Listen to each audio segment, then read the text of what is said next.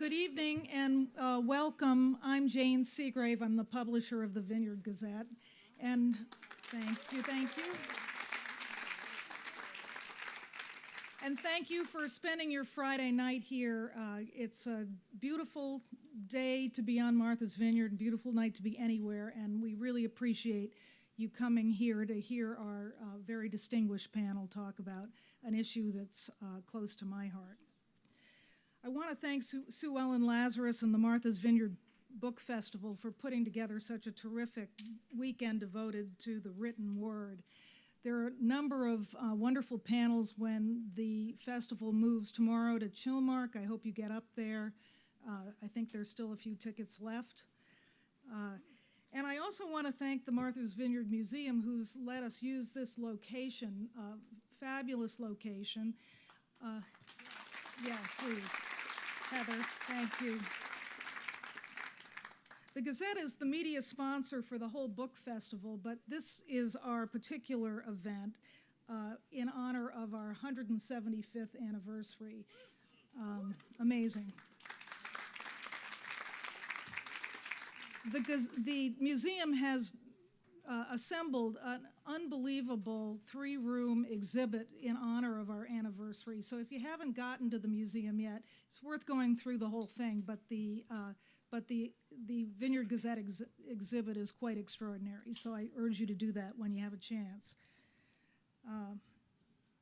After 175 years, I'm happy to say the Gazette is still going strong. We publish every week in print. We publish every day online. We do magazines, e-newsletters, podcasts, the whole thing. We even do events. That's what you have to do as a newspaper publisher in this era. But tonight we're going to talk about all the other challenges that we and the news media are facing: technology, political. There's a whole slew of them, and I'm delighted that we have a distinguished group of journalists with us tonight to talk about those things. I'm going to leave the introduction of our panelists to our moderator, and I'd like to introduce him now. Don Bayer has worked in media and communications his entire career across journalism, public service, politics, and business. Since 2014, he's been the chair of the board of directors of PBS. He's also senior partner at the Brunswick Group. Don is the former worldwide chair and CEO of the strategic communications firm Burson Marsteller, I always get that wrong, and later served as the chair of its successor firm, BCW. I won't go through all his other accomplishments, and there are many, but you may remember him as strategy and communications director for President Bill Clinton. Before that, he was a reporter and editor at U.S. News and World Report and at the American Lawyer. Last and certainly not least, he and his family, Nancy Bard, are new homeowners in Chilmark. And I hope you'll welcome them and him tonight. Thanks so much. Here's Don.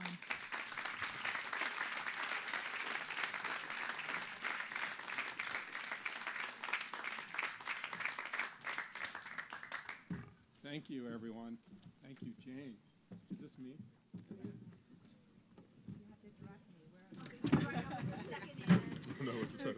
This is rehearsal. We're going to get this right. Yeah, great. Good. Sure.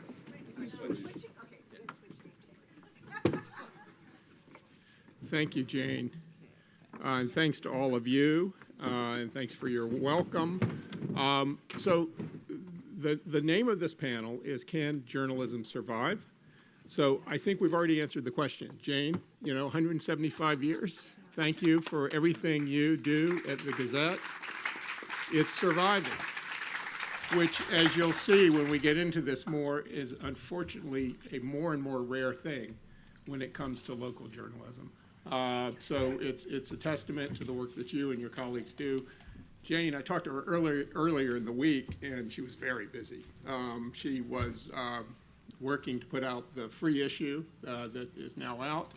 But some of you may have heard, there was a big national story breaking here this weekend. I know someone said there was something about a party that someone was throwing. So as you can imagine, the Vineyard Gazette was in the hot seat and doing a great job with it. But Jane, thank you.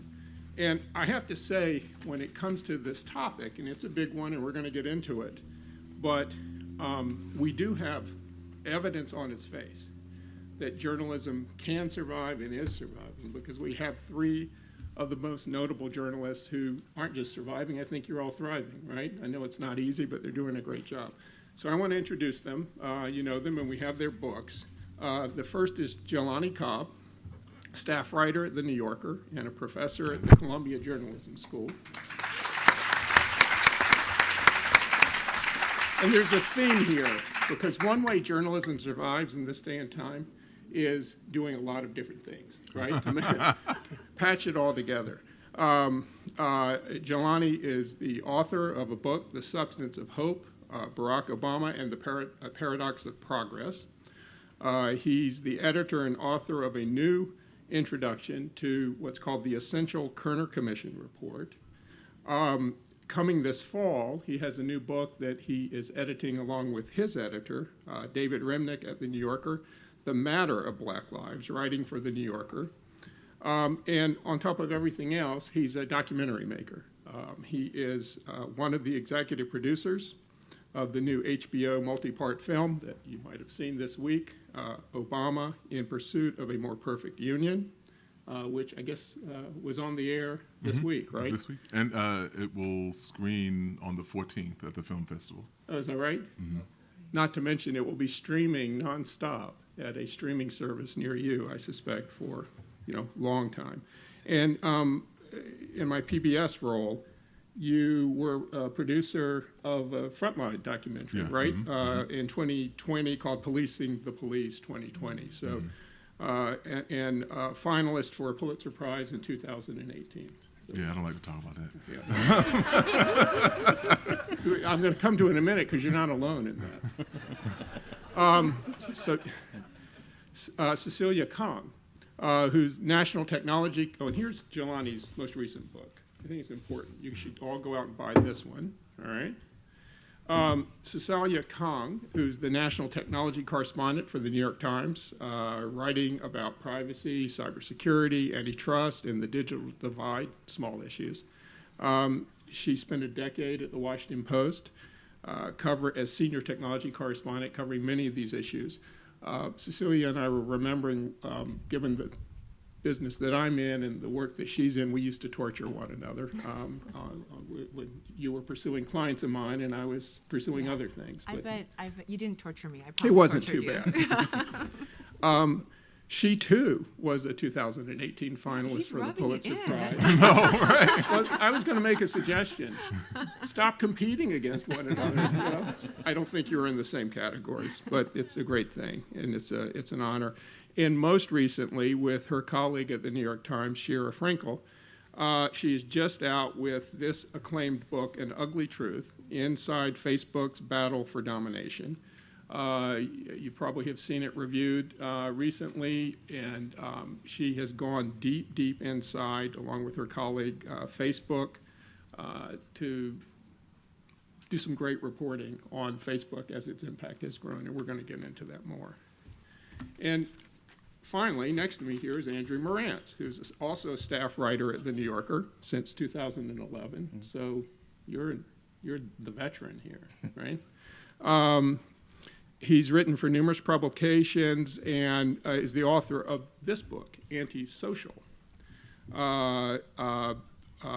Online extremists, techno-utopians, and the hijacking of the American conversation, which pretty much does sum up a large chunk of what we're going to talk about today.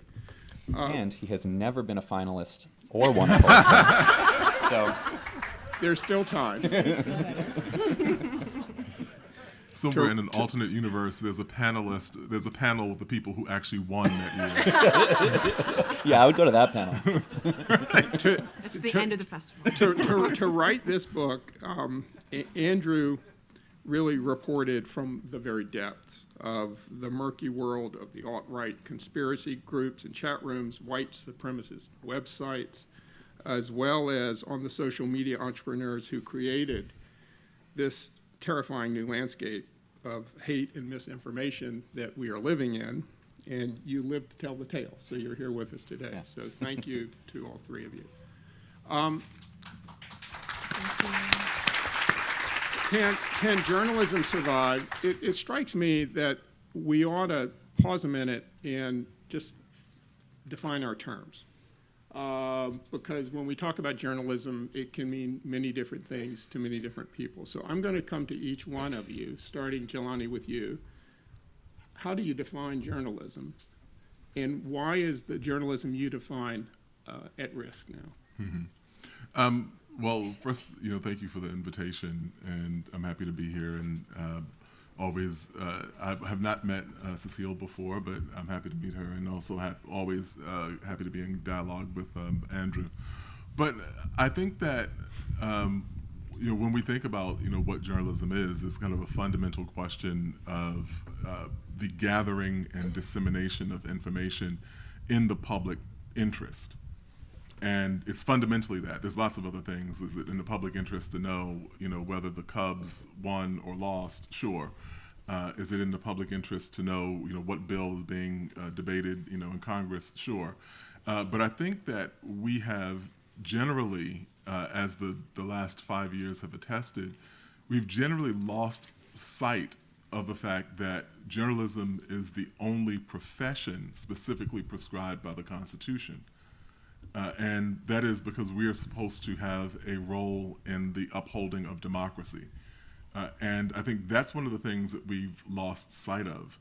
Even as the profession has become more professionalized and people have astounding arrays of tools at their disposal, well, we're kind of concerned about the business model and advertising and ad revenue and social media and all those things that we can talk about and we'll talk about this evening.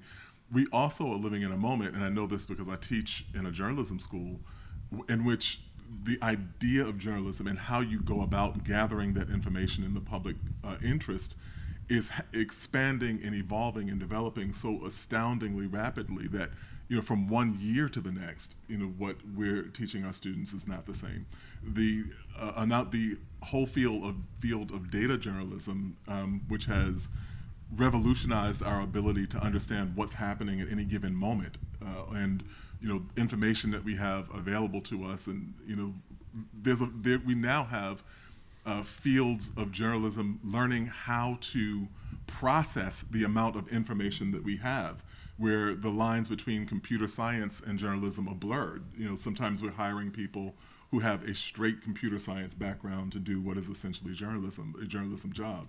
And so I think all of those things are pointing to some hopeful signs, but to me the biggest threat outside of all of those other kinds of things we can talk about is the idea of our purpose and what it is that journalism is supposed to do.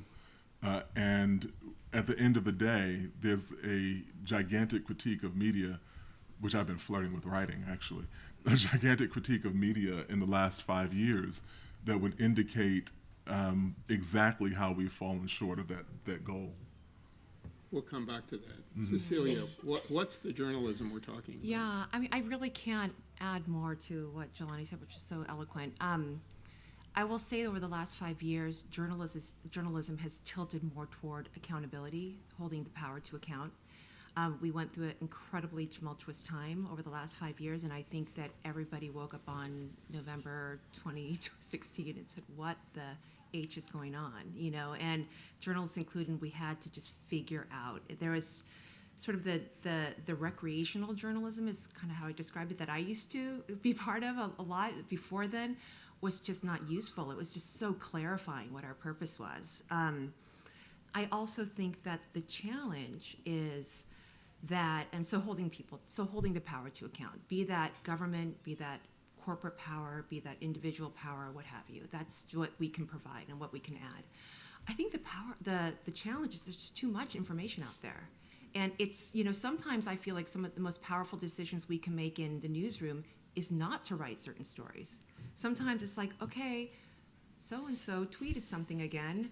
Do we need to actually write a story about that? No, because they know that we're going to write about it, and that was the reason why he tweeted it, and so I think that can be a really powerful tool. I think we have to figure out where our role is in this information glut, and I would argue even information pollution that we exist in today in the online world and the offline world. Yeah, I want to second all of that. The titular question is, can journalism survive? And Jelani and I were joking on the way up here that we were just both going to sit down and say no. Any questions? And then walk out. Right. Oh yeah, Then I take wanted questions to say in the corner. yes, and let's go to the bar. Exactly. Well, either way, we end up at the bar. But I think, for all the reasons that both of you just laid out, there are immense challenges, kind of existential challenges. Also, Jelani, I'm now going to tell your editor that you're thinking of writing that piece, and now you're going to have to write it. So shouldn't have mentioned that. But I think, the reason that I wanted to hang out with online extremists was not because I am a masochist or because I enjoy spending time with Nazis instead of my own children, but because I use, our colleague Larry Wright talks about the concept of a donkey. When you have a person that you want to lay your story on top of and have them carry you through the terrain. And so for him, if he's writing about Scientology, a certain director would be his donkey or what have you. In this case, the extremists were my donkey for all the reasons that you both just laid out, which is these structural challenges, the way in which what is information that is necessary, what is information that is compelling, what rises to the top of our feeds, literally and figuratively, what is most fit in the Darwinian sense to compete for our attention in the attention economy. All of these things are exemplified for the worse by people whose only skill is competing for attention using any means necessary in the most Hobbesian, ugly Darwinian sense, and who don't have any of the attributes that Jelani was referring to or that Cecilia was referring to in terms of public interest, truthfulness, all the above. And so I say all that not just to, rain on everyone's parade and be a scaremonger, but just to say that, it's very tempting for us in the age of social media to say, to kind of unwittingly echo the big tech line and say, well, this is all just a public square, and what you see online is just a mirror of human nature for better and for worse. It is true that there has always been bad stuff out there and propaganda and lies, and that fake news was not invented in 2015. All of that is true. But it's also true that for various historical and structural and technological reasons, which we can get into, this really is a difference of kind, not a difference of degree. And so that's the struggle, is that there's always been bigotry, there's always been liars and all the rest of it, but we've entered into an era when the way we're all being assaulted by information all the time is algorithmically engineered for profit to disinform us and to weaken our, before 2019, I would always use viral metaphors, weaken our immune system as a country. It feels tasteless to do that now, but, you get the point. We're in a much tougher place than we're often led to believe. It's not just this neutral public square. So I think that's a place to start. Mm. So I want to get into one of the things that has either been a consequence of all of this or arguably has contributed to it, but I don't want to go there first, which is the whole collapse of the business model of more traditional media, especially newspapers and print. But I do want to then dwell on this, because you've all talked about information pollution, as you call it, Cecilia, and the glut of information, which of course takes us immediately to social media, and the impact in the social media platforms. All of you have addressed those and written about them, and we have two books here that really go into them in great detail. Cecilia, to you, because An Ugly Truth is very revealing, and it goes pretty deep into the motivations and the relationships within Facebook itself, and in particular the dynamic between and among some of the most senior executives there, Mark Zuckerberg, Sheryl Sandberg, and other people there.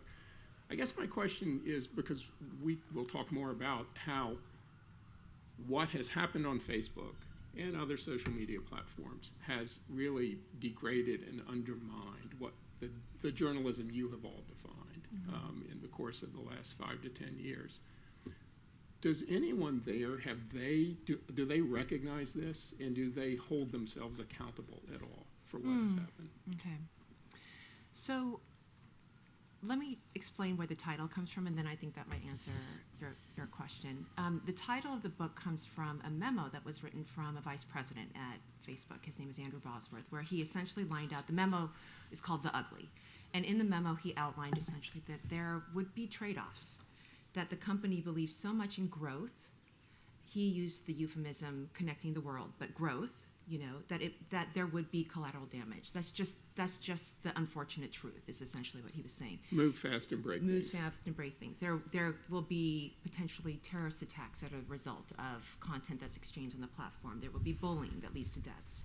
There'll just be all these unfortunate things, but the company believes that growth or connecting the world is so de facto good that they're willing to make that exchange, that they're able to see the benefit long term. That's the calculus they make. So in answer to your question, I think that filter through which executives look through, which is that in the long run, history will judge us well because we'll connect the whole world and people will think that that's a de facto good thing. Yes, there will be pain points along the way, but in the end, what we're doing is noble and worthwhile. I think that is actually the sort of rationalization and the sort of filter through which the top executives, including Mark Zuckerberg and Sheryl Sandberg and Andrew Bosworth, et cetera, think of it. So I think they absolutely recognize, but they believe that they are doing something long-term good. And do they have any feelings whatsoever or thoughts about this sector in particular, the news and journalism sector, and other than that, it's a pain in the butt for them, right? Because people like you are always asking them questions. Yeah. Oh gosh, I have a lot of thoughts on that. I think they. Any remorse? No, I don't think that they think it's their responsibility, their fault at all. I think that you have to realize that they fundamentally do not believe that they are a media company. I think that there's a lot of debate as to whether they are. I think it's just not arguable on its face that when you have rankings within the algorithms that promote certain content over other, certain news stories over other, that's an editorial tool. There are humans that make those algorithmic, design decisions. So, but they believe that they're a neutral platform, and I think that they do not think that their role in this is anything but to host. So they feel absolved of that kind of liability or responsibility. Well, in fact, they have federal legislative exemption from being a media company, right? Yes. Section 230 of the Communications Decency Act of 1996. Indeed. Right? I Yeah. can explain. I mean, it's just essentially internet companies that host content are not responsible for what third parties host on their sites that are, unless they're, like straight out illegal, like pornography, like child pornography, that kind of thing. So But- for all you lawyers out there, they don't have to pay to hire you to kind of vet what they put out to the world in the same way that, say, the New York Times has to hire a lot of Yes. lawyers to do that. So it's different. So they're held to a It's different not a good standard. business for lawyers. And that law was created at a time when, look, Facebook didn't exist, Google didn't even exist at that time in 1996. So it was a time when there was such a desire in Washington to encourage this very nascent industry that was just beginning to take root in Silicon Valley. And so there's a lot of talk right now in Washington as to whether time's up and to reform that. Andrew, you explored all of this as well, and in your book I read an interview you did with Steve Huffman, who was one of the founders of Reddit, right, which you all know is an online community forum, which has, really, the coarsening of the sort of global conversation and dialogue has certainly been advanced by Reddit, whatever else good they might have done. And they started with the slogan, freedom from the press, right? And he told you, we built Reddit around the principle of no editors, right? The people are the editors. And he said that was a good thing. What's wrong with that? We live in the world that it has wrought, so I think we now know. I think it was knowable at the time that wasn't a good strategy. Look, it's very easy to malign the concept of gatekeepers. I do it all the time. I think it's perfectly reasonable to chafe against, the manufactured consent that is imposed by, the consolidated corporate media and all that stuff. I take that critique on board and agree with it.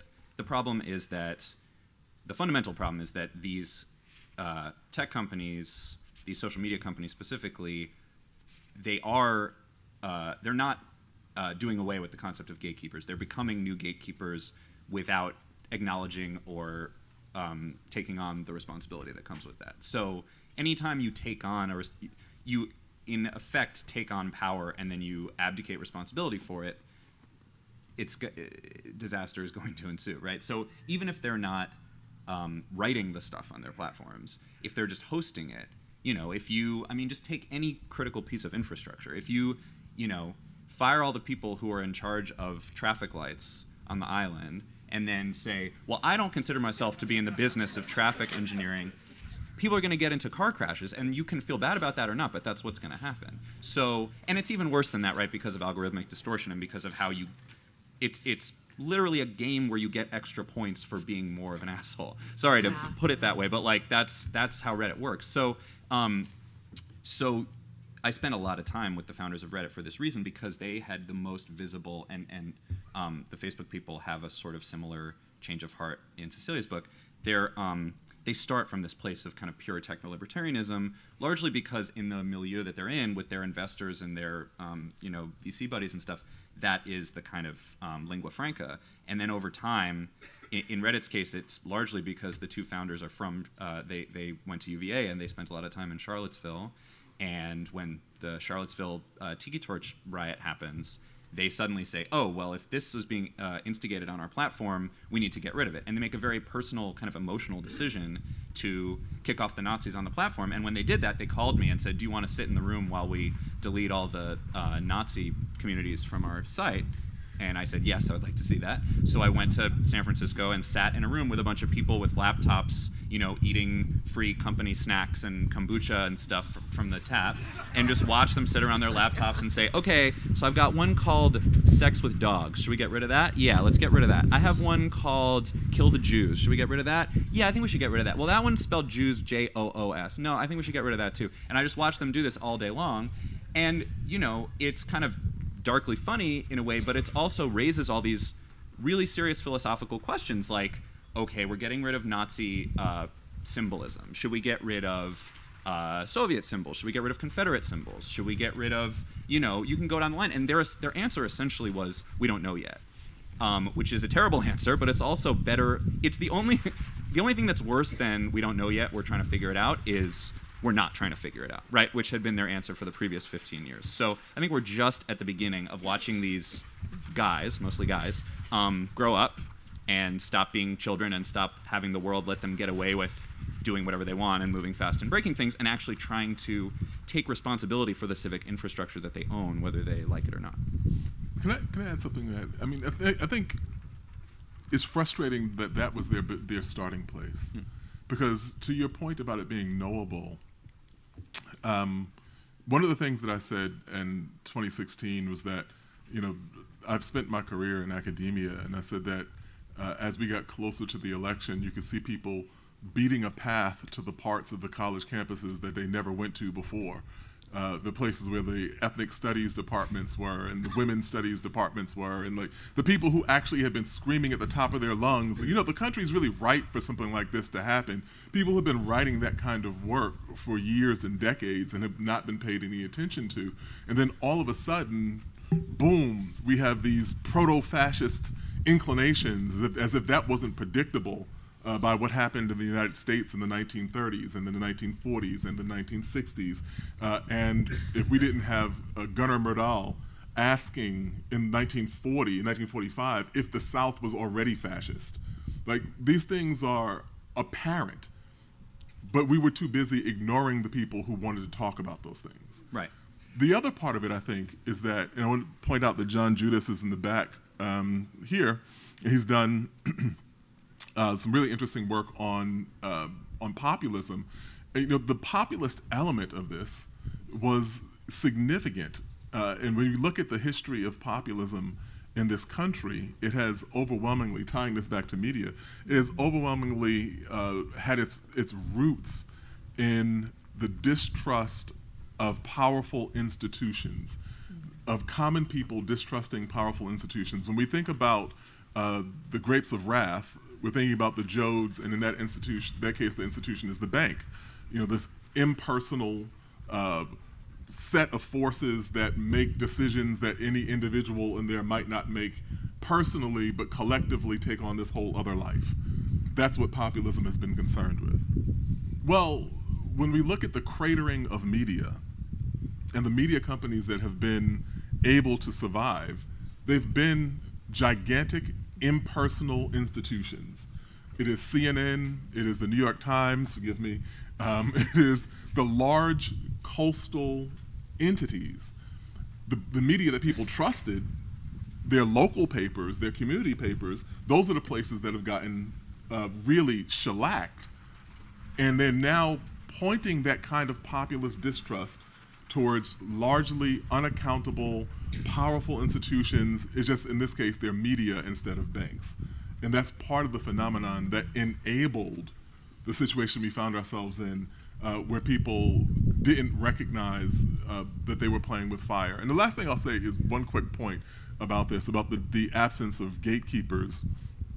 Going back to the Constitution, there are very many shortcomings of the founders, but the thing that they got right was this understanding that left to itself, that decentralized power would lead to the exact same sorts of abuses that power that was too centralized would lead to.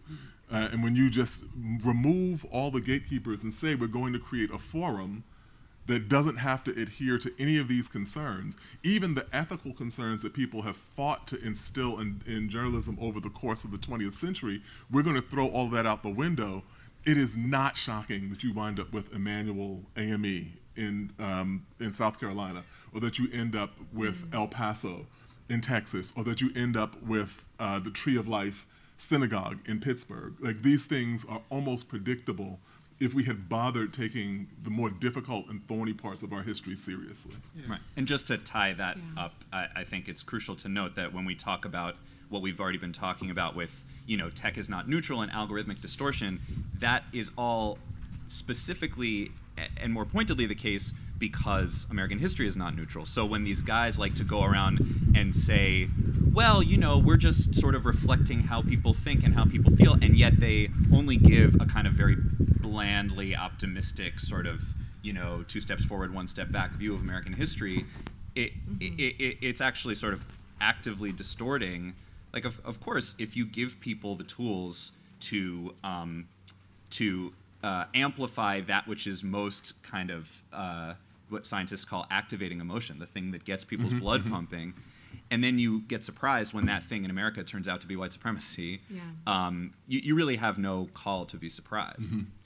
Kara Swisher, a tech columnist, often says, what would have happened if Mark Zuckerberg took more humanities classes? Right. That's exactly it. Yeah, or finish college. Or just finish college, right. Or just finish at this point. And I think that's a really good point.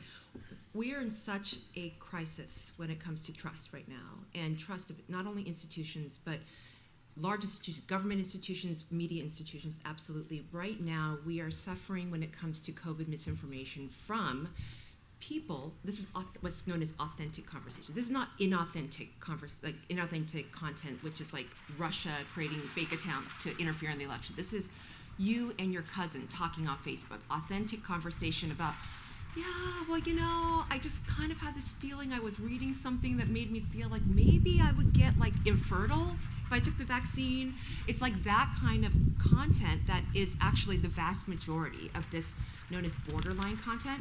And that is actually the most dangerous right now. And Facebook has no plan. For It's also related to distrust in personal institutions. So, yes. Right. Well, but just to make you feel better, coming off of the first year of the COVID pandemic, there's a new study out from the Reuters Institute that shows almost 100,000 people surveyed around the world in 46 countries that the U.S. ranks last in terms of trust in the news media. Only 29% of the public, after this year that we've been through, says they didn't trust them. And we're behind every other country that was surveyed. We've talked a lot about algorithms.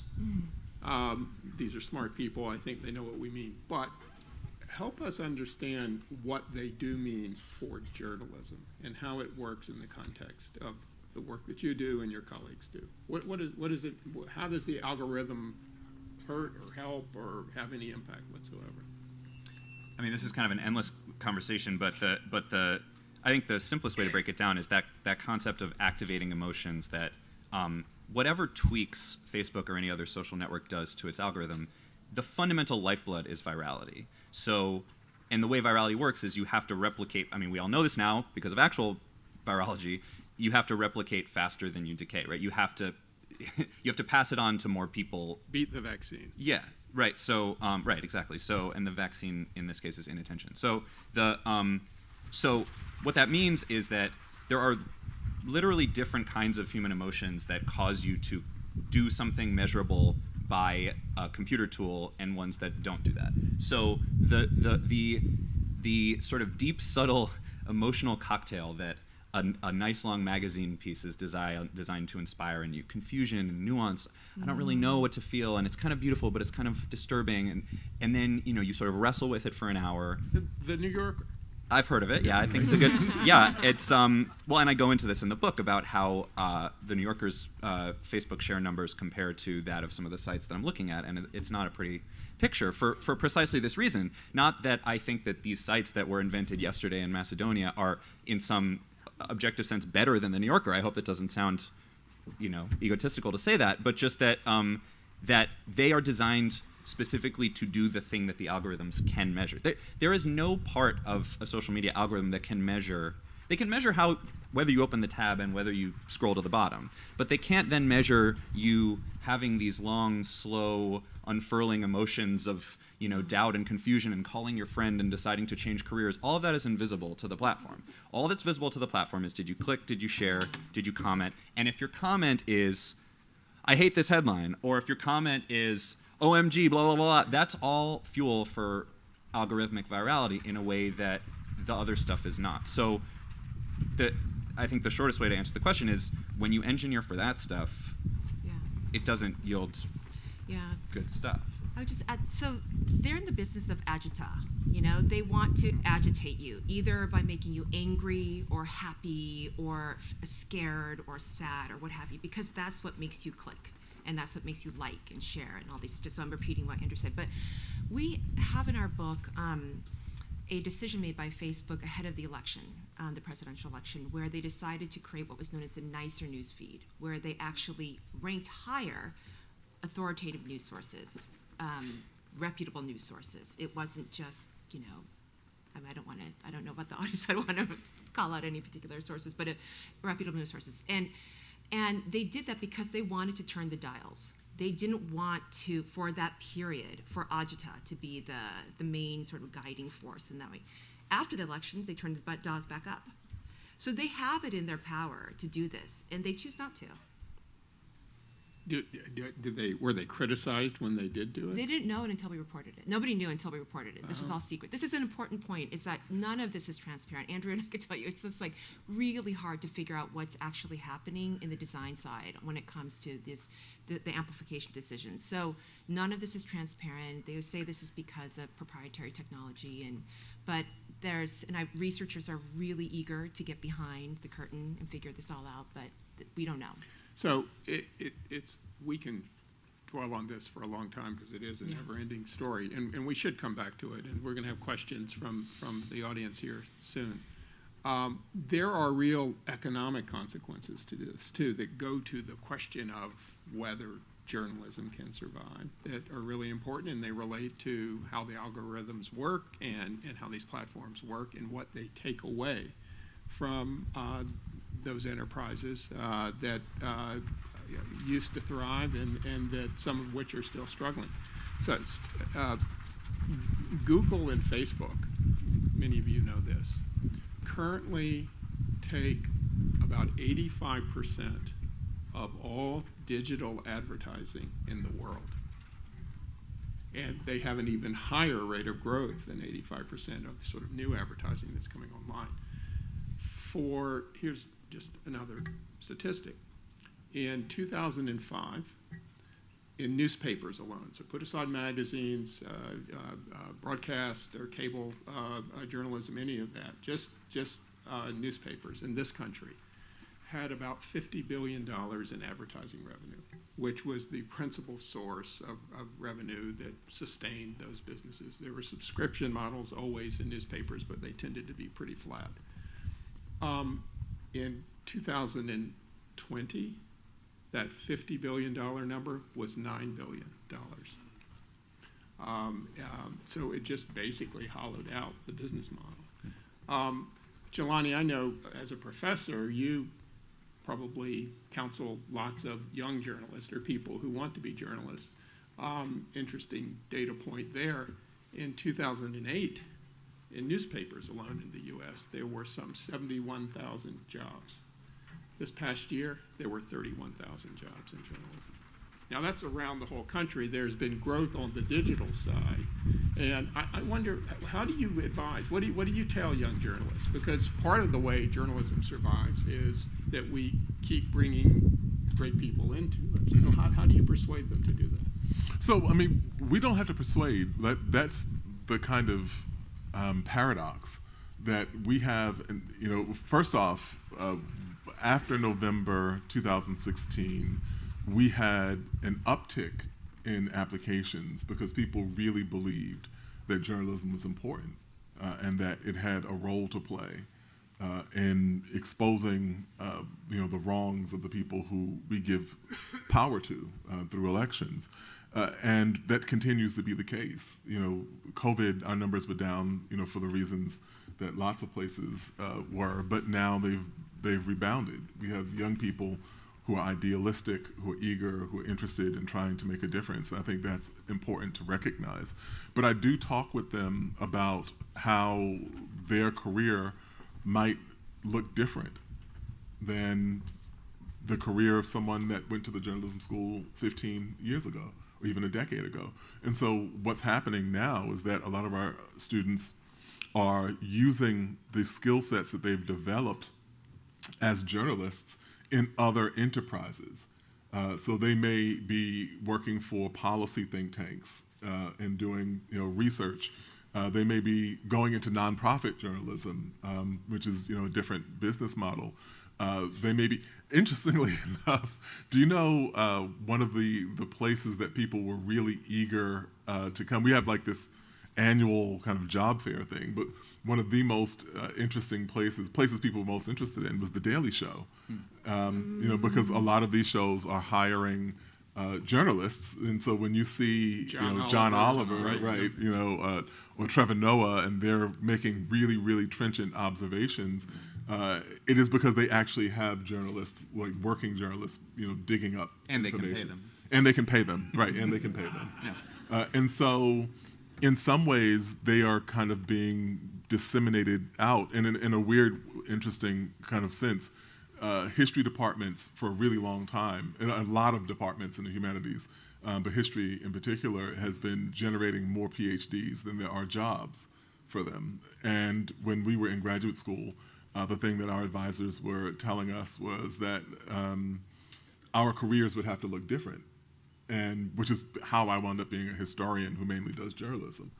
Or historians who are doing public policy work or those kinds of things. And I think the same sorts of things apply to journalists right now.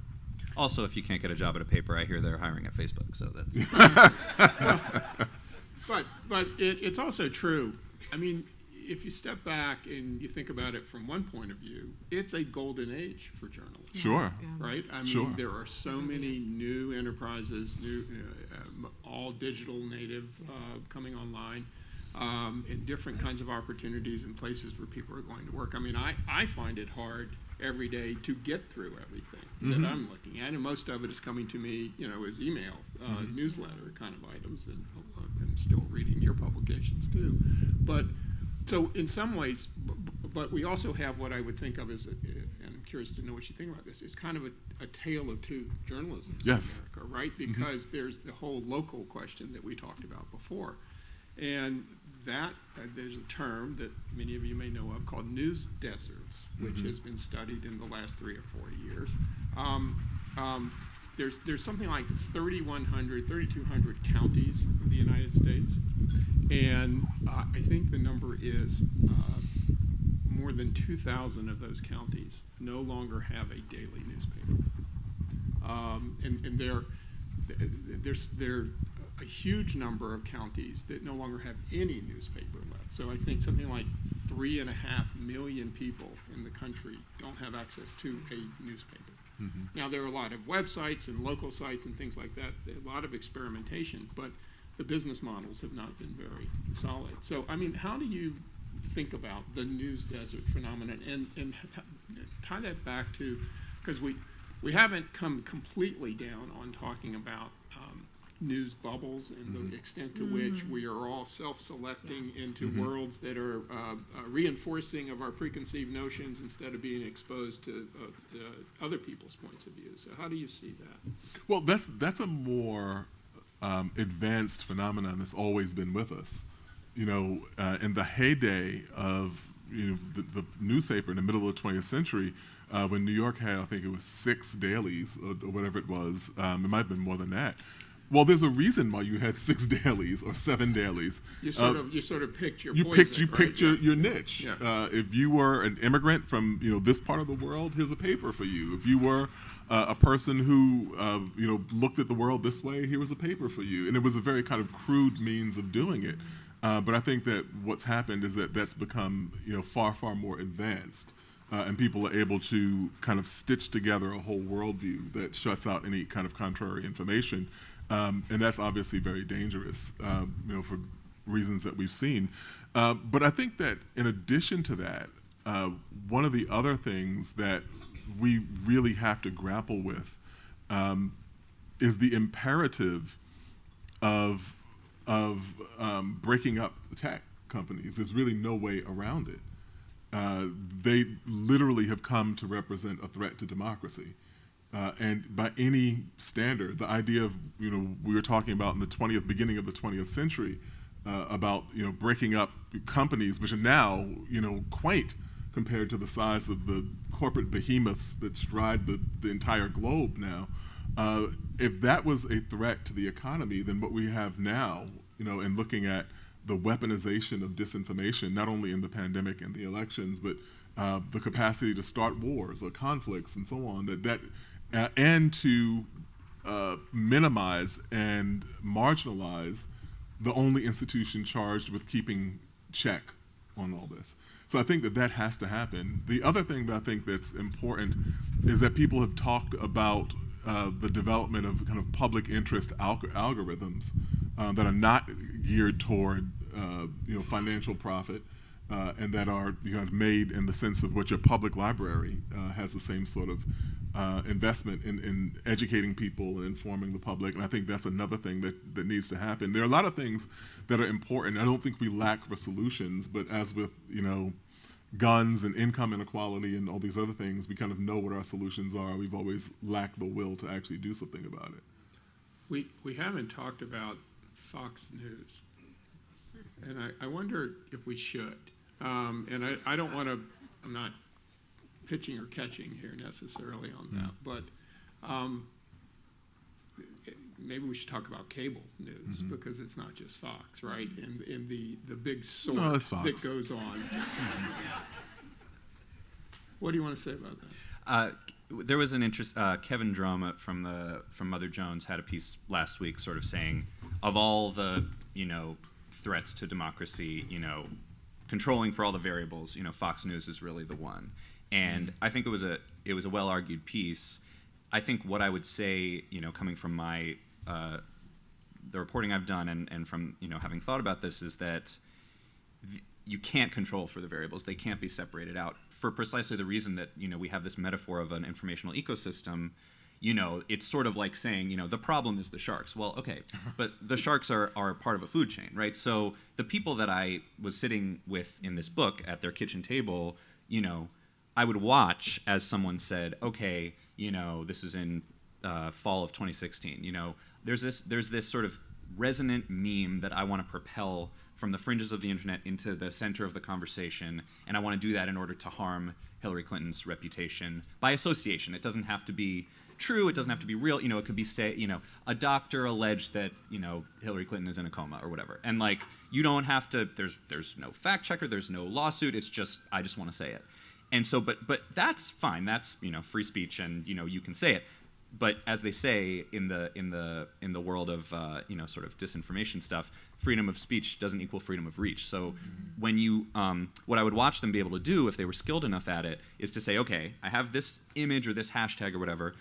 I'm going to set up my iPad. I'm going to go on a video streaming service. I'm going to get my kind of core 1,000 people around me. It doesn't have to be 1 million people. Those 1,000 people are all going to go to Twitter at the same time and post to the same hashtag at the same time. There's nothing against Twitter's rules that says you can't do that. They're going to get that hashtag trending. Once it's trending, every journalist in the world immediately sees it, and it has this veneer of legitimacy. And in fact, it seems like, oh, well, this is what people are talking about, right? So we can't not cover it. So now these white supremacist propagandists have become the assignment editor for all the journalists in the country. They get that hashtag trending. It gets covered. It rockets up to the Drudge Report. Then Fox News covers it. Then Brian Stelter covers it because Fox is covering it. And then suddenly, literally, I would go back to my hotel room, pick up the paper the next morning, and see a story that would not have been there if not for what this guy was doing. This random guy in his living room that you've never heard of unless you've read my book, right? So all of which is just to say that, yeah, Fox News is the shark, but the shark is feeding on an entire lake of stuff that wants to remain murky and unknown. And that it also helps to supply, right? Yeah. So I want to come to questions from all of you, but let me just wrap this part of this, because you touch on this, I think.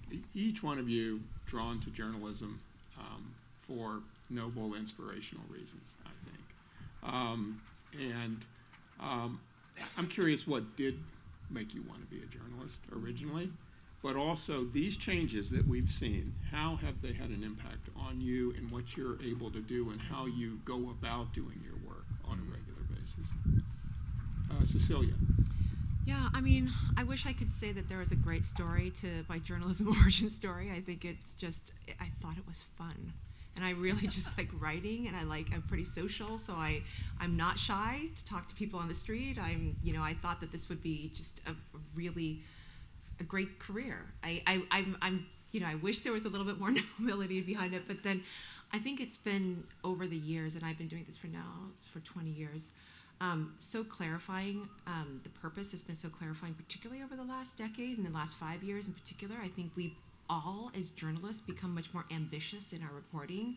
It's not okay or not enough to just sort of recycle what's out there and have a spin on it, what's known as a hot take. And that was okay maybe 5-6 years ago. And now it's just like, if you don't have something that's fresh and important and insightful to say and to provide to the discussion, then just shut it. Don't say anything, And I think that that's incredibly, it's just right now it's pretty simple what my mandate is, which is just to inform with important news that is of the public interest. And if it's not, then then that's fine. Move on. Do something different. So I feel like, in fact, in the last 5 years, I feel much more driven than I have for a while. And I do think that we're in an incredible time where it's not just the clash of publishers and platforms that's at stake, but there's some real core questions about sort of the future of democracy, future of society, future of culture. And one of the only places where there is the ability to hold a lot of people in power to account is this, what's known as the fourth estate, journalism. Andrew. Yeah, I guess I sort of thought of what I wanted to do, or still think of what I want to do as kind of not that selfless. I think of, my wife is a public defender. She actually helps people all day. I think I write stuff and I try to make it sound pretty and I try to make it true, but I don't actually, this is not like false modesty. I actually just don't think that writing can, in a very direct, pragmatic sense, necessarily predictably do all that much. I will say, though, that there are ways that you can, in a non-instrumental or non-utilitarian sense, I guess I'll put it this way: if there's a great book called "Democracy May Not Exist, but We'll Miss It When It's Gone," right? So I think, journalism doesn't necessarily help anyone directly, but we'll miss it when it's gone. So I think, I'm glad it exists. I think it's nice to, I guess, it's nice that the powerful can be held to account. The reason that I'm stumbling before saying, it's this noble, heroic profession is that it only matters if people are led to it. It only matters if people pay attention to it. And one of the main things I worry about, in addition to the coring out of the business model and all the rest of it, with this algorithmic disruption, as they used to like to say, is that there's a lot of trees falling in the forest, right? There's a lot of great investigative work being done, and there's almost literally a conspiracy to get people not to pay attention to it. And so, in addition to the fact that pretty sentences don't necessarily put food on anyone's table, it's also the case that great work doesn't hold the powerful to account if the powerful can escape notice. What one sort of simple way of putting this, Neil Postman kind of makes this point in his very prescient book that was written 30 years ago, Amusing Ourselves to Death, that seems like it was written yesterday, that we thought that the dystopia was 1984 when we couldn't get information out there, but it turns out the real dystopia is Brave New World, when everything is being said and no one's paying attention. Yeah. Jelani. I think this is like a theme, interestingly. I think my interest was not selfless either or altruistic.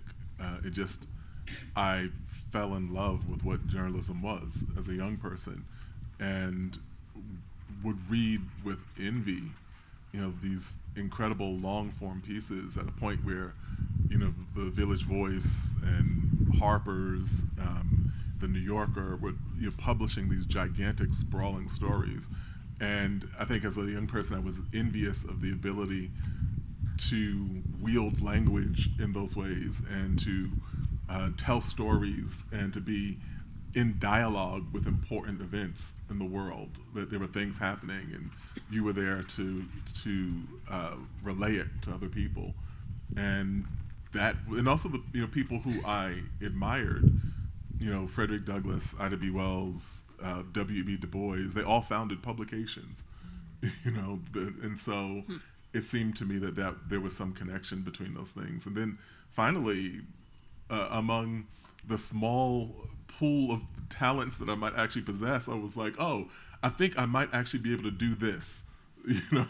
My father, who was an electrician, taught me, electrical, contracting and, wiring, and, if I needed to go wire a house now, I could do it fairly well. Yeah, there are people here who... Yeah, But my father told me this when I was a young person, and I was telling him, what I wanted to do. And this is a man who had a third grade education and had all these ideas. And he was like, yeah, just learn this electrical stuff in case that doesn't work out.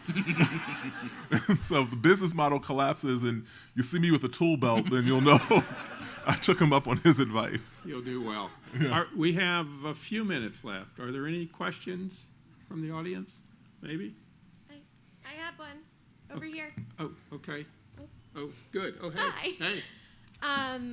I wanted to ask about kind of the voice of journalism. So, back in the day, there was this all-knowing, unbiased voice that people would try to write with. And now it feels like we've kind of realized that's a sham, and people are, sharing their biases and their opinions and putting themselves in articles. But I worry that takes us more towards the bubbles and people reading the people they agree with and not necessarily all being on the same page when it comes to the news. And I would love to hear your thoughts. Yeah, I agree with the tone of your air quotes that was always a sham, and I think I think the reason it's important to notice it. I mean, I take your point that it might sort of seem to exacerbate the siloing, but I think one key thing to notice in acknowledging that biases exist is that the greatest trick the devil of objectivity ever pulled is convincing you that there was no bias in the voice from nowhere, right? So we're seeing right now a a Washington Post reporter who was told that she couldn't report on sexual assault because she had been a victim of sexual assault. That's considered bias. Or even a Pittsburgh Post-Gazette reporter who was told she couldn't report on Black Lives Matter protests because she's black. That's considered bias, but you don't see, you used to work in law enforcement, so you can't report on law enforcement, right? That's called subject area expertise. You have a 401k, so you can't cover Wall Street. Exactly. Well, even more pointedly than that, you have a 401k.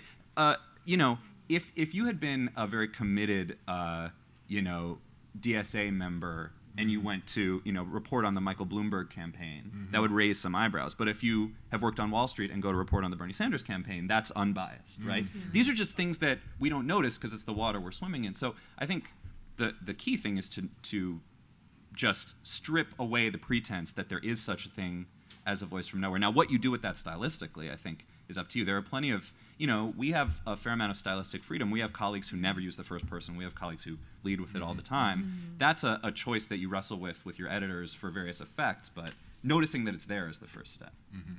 So I think it's tricky. I think that sometimes I feel like the sham's okay.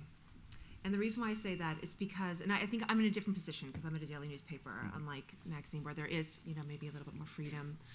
So there was, at the beginning of the Trump presidency, there was, or I think this was during the campaign, the New York Times published a front page story where they said Trump lied. And they went through the whole birther story over and over and over again. And this was after many, many months of the public and internally employees saying, call a lie a lie. Don't say it's a falsehood. Don't say it's, don't use these euphemisms like, racially tinged. Say he's racist. Say, there was such pressure to do that. And I think that was the right call on that he lied because for Dean Baquet, our executive editor, and I won't go into his thought process on this, but there was a lot of consideration as to how much are we trying to describe his intent when we say somebody lied or they are a particular kind of person. So it's tricky. I don't think that there's a hard and fast rule. I think that particular decision, everybody at the New York Times felt very good about, including, well, not everybody, but most people, and especially Dean Baquet, felt very good about that front page story. Is he going to commission stories, further that said constantly he lied in this week? No, we didn't actually.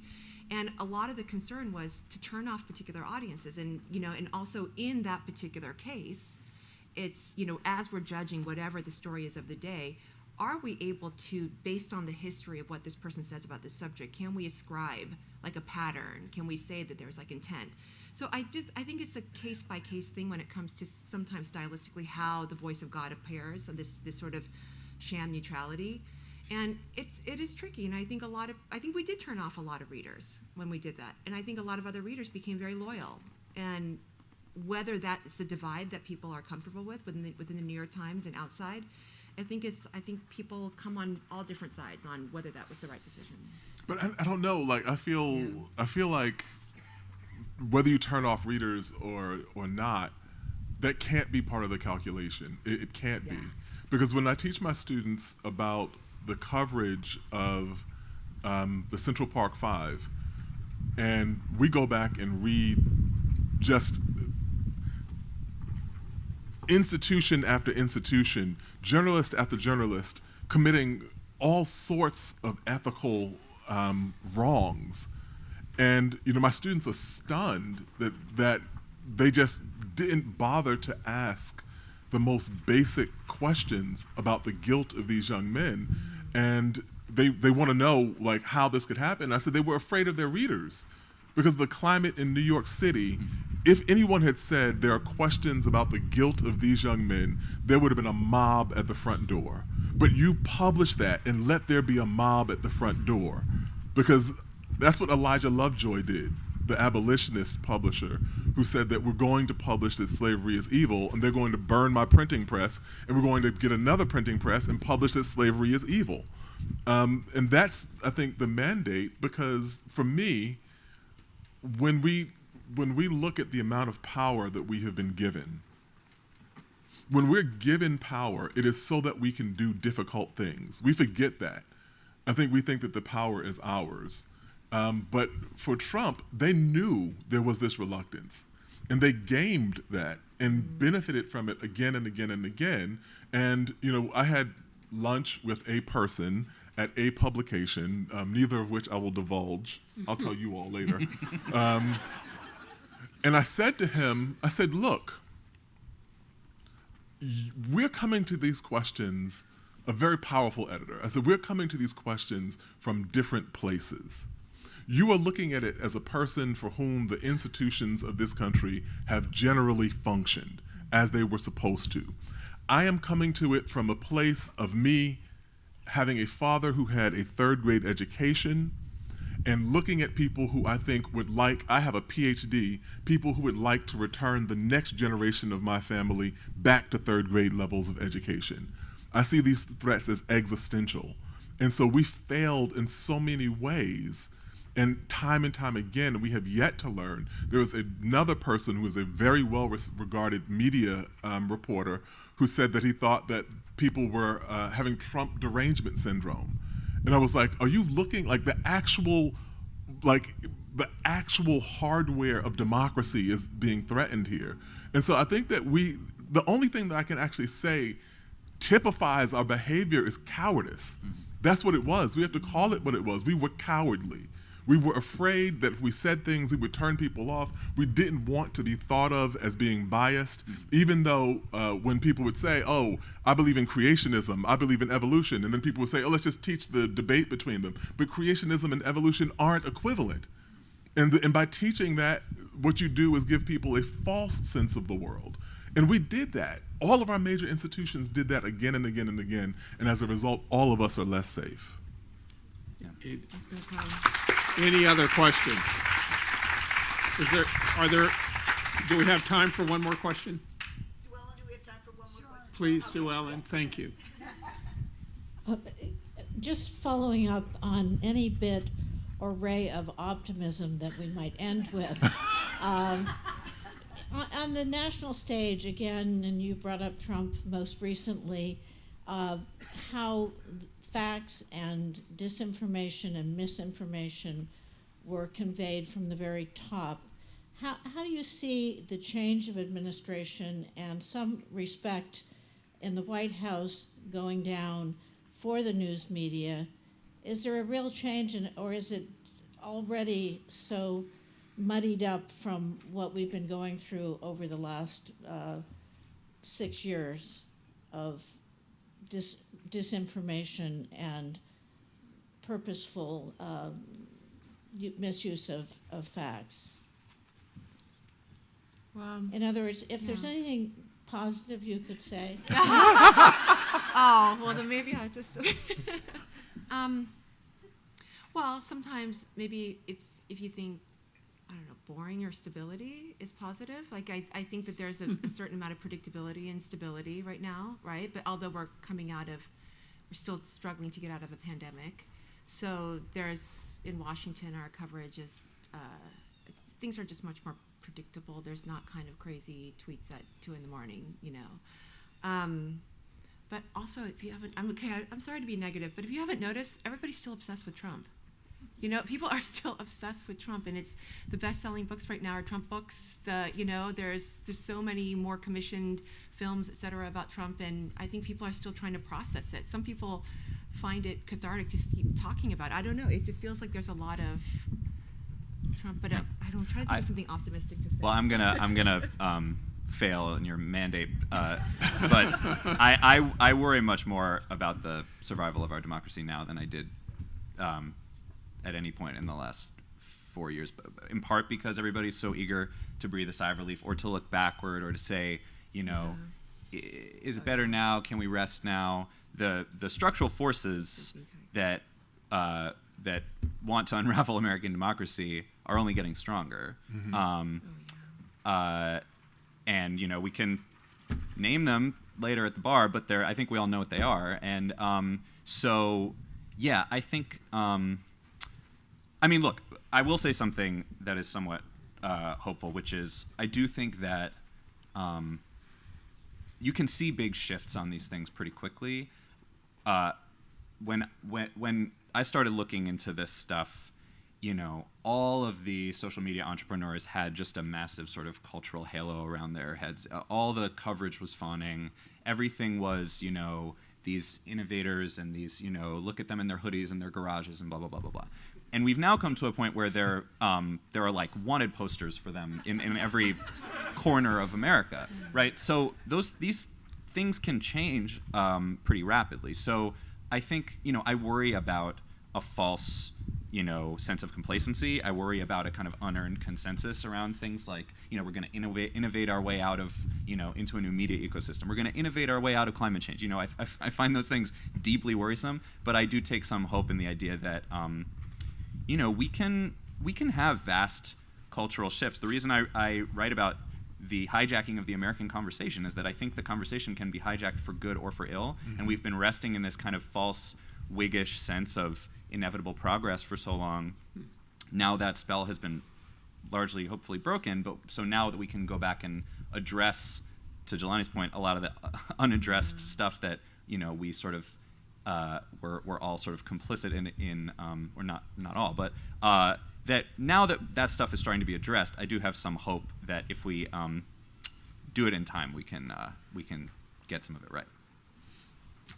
I'm going to take a different note and say something that I think is very optimistic, which is that I think that, first off, to your point about the mechanisms that represent a threat to American democracy only going stronger, our colleague Jane Mayer has this story out about what's happening in Arizona, and it's not, again, going back with the theme of everything I said, it is eminently knowable that what America's weaknesses are. The Soviet Union understood that in the 20th century.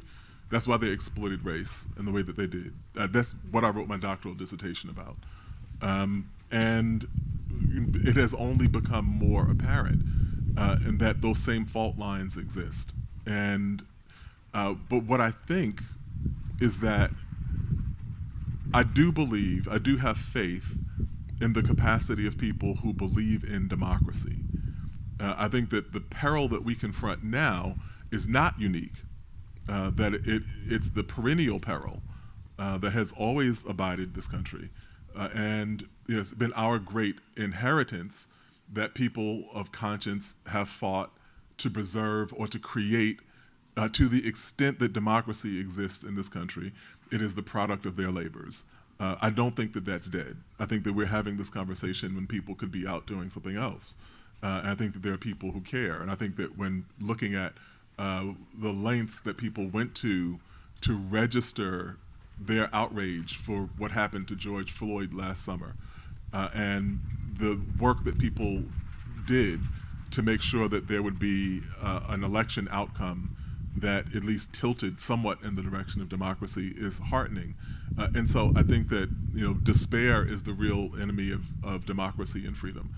And I believe that we're not at a point where despair is warranted. Right. Thank you. So I'm going to wrap up on a note of optimism. I think you're all three too modest. In the last 20 years in our country, we have on many occasions said to other people who have stepped up and faced great challenges on our behalf, thank you for your service. And the great journalists that I have known, the people who have influenced me and whom I have respected over a long period of time, have all, in my experience, been driven by a spirit of public service. And I think that's true of the three of you. And I want to say thank you for your service. And I think that as long as there are voices like yours and like yours, that are still being heard, we can rest assured that journalism is surviving, at least so far, and we have hope. And so thank you very much for being with us. Thanks to the organizers, thank you, Jane, and to the Gazette, and thanks to all of you for being here tonight. Thanks, guys.